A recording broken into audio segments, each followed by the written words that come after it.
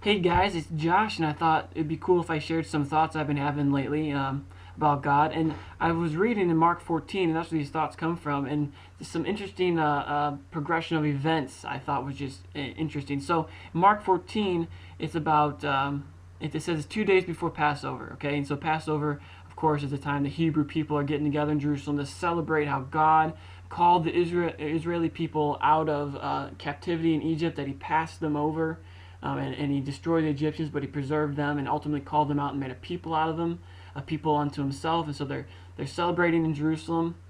People are coming in from all around to Jerusalem, and that's where Jesus is. And so in this holy, special time, Mark writes that we find Jesus at the house of Simon the leper. He's at the house of Simon the leper, meaning, okay, this guy has leprosy. He has a skin disease, right? That's considered unclean. It's considered kind of gross.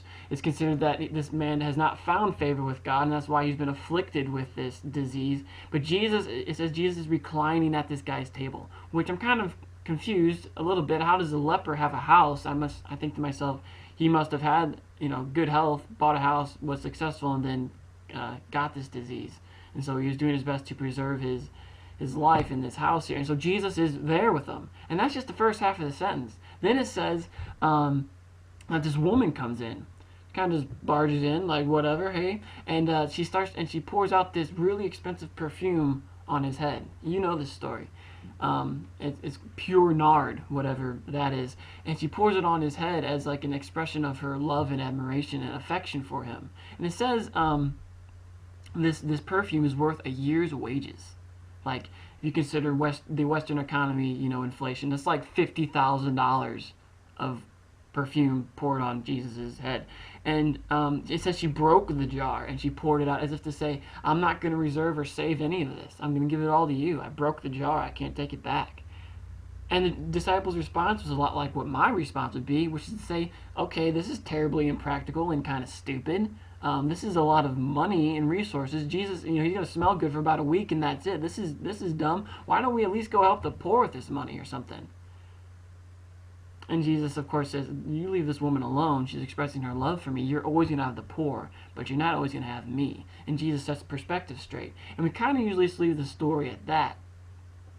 But I find interesting is in the very next kind of section, the next sentence. See, the trouble is, in our Bibles, we have, and this sometimes trouble, usually it's helpful, we have chapters and verses, and it's all labeled for us, and we have those pericopes, that is to say the sections, there's the headings, this is a story about this is a story about this. That's all added in. In the original writing, the writer just wrote straight through like a story. In the very next sentence, after Jesus kind of pushes back at the disciples and says, what this woman done is great, and what she's done will be remembered. The very next sentence says, then Judas Iscariot went to the chief priest to find a way to betray Jesus. That's so interesting to me. And I think the author puts that right there to help us understand why he did this, why Judas betrayed Jesus. Because he's just tired of Jesus not being the Messiah he thinks he should be. He's not the right kind of Messiah. See, Judas can't get Jesus figured out, man. Jesus goes around and he heals people and raises people from the dead. He walks on water. He controls natural phenomenon. Great. That's the signs of Messiah. But then he goes around, it's 2 days before Passover, and he's hanging out with this diseased man. And he lets this woman do this wasteful thing. And Jesus is just too much tension for Judas. And he thinks Jesus is just messing around and not getting to the point. Because Jesus is supposed to be bringing the kingdom of God. Jesus said he's bringing the kingdom of God. But it's been 3 years now. When is this kingdom of God coming? And it certainly ain't coming while he's sitting with this leprous man and watching and letting this woman do this thing and all these other things Jesus would do.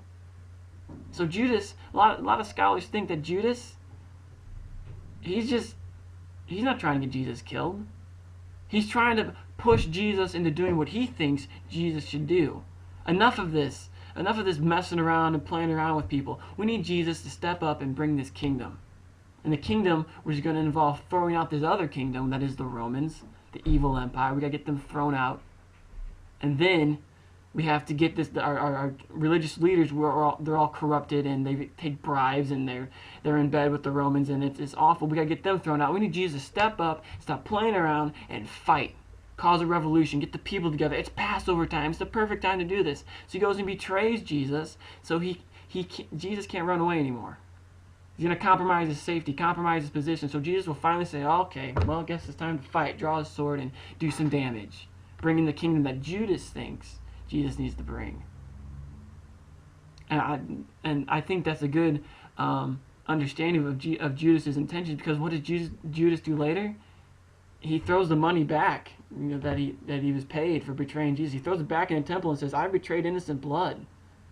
He wasn't interested in making money. He wasn't interested in watching Jesus die. He wanted Jesus to do what he wanted Jesus to do.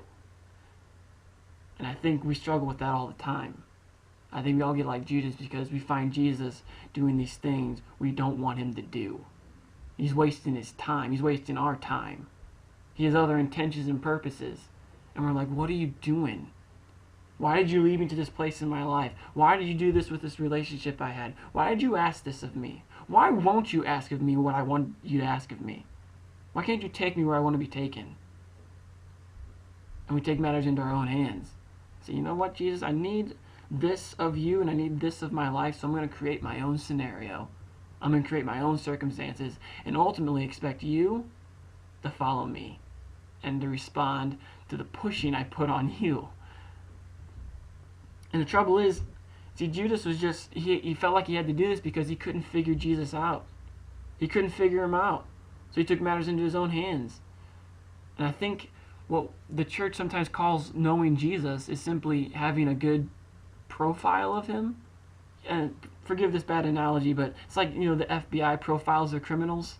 They know their criminals' tendencies and where they go and where they're from and who they hang out with and stuff, and they profile them. They have like a good sketch of what they look like and how much they weigh. And we kind of do that with God. We don't really know God. We call it knowing God, but we just feel like we know about God. And we think we know the things he's going to do and the things he should do. And we call that knowing God. And we just do that so we can feel comfortable with projecting what we think God will do in our lives and what he'll do in other people's lives. And we call that knowing God. Judas thought he knew Jesus. He thought he knew what he was supposed to do, but he didn't. And the funny thing is, Jesus never asked anyone to figure him out. Those words did not come out of his mouth. You know what words did come out of his mouth? He said, follow me, which is not the same as figure me, calculate me. He didn't say that. He said, follow me. Because Jesus is only going to ask what he knows we can do. He knows we can't figure him out. We're always going to be baffled and never understand his reasons. But follow him, we can do that. We can go where he goes. We can stay where he stays. We can be bold and courageous and step into things if he leads us, and we can learn to be quiet and wait if he is.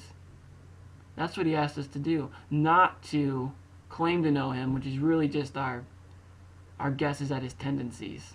We don't know God sometimes any better than we know the manager of a baseball team projecting that, oh yeah, he's going to do a double switch or he's going to bring in a left-handed hitter. And that makes us feel safe when we think we know what God's going to do. It makes us feel safe when we can say, I know what God's going to do because I know what God means by saying he's loving and he's just and he's merciful and he's truth. But really all those are based off our definitions of all those things. So may we not be like Judas any more than we have to be, trying to make God do what we want God to do and be the God we want him to be. All right, guys, have a good day.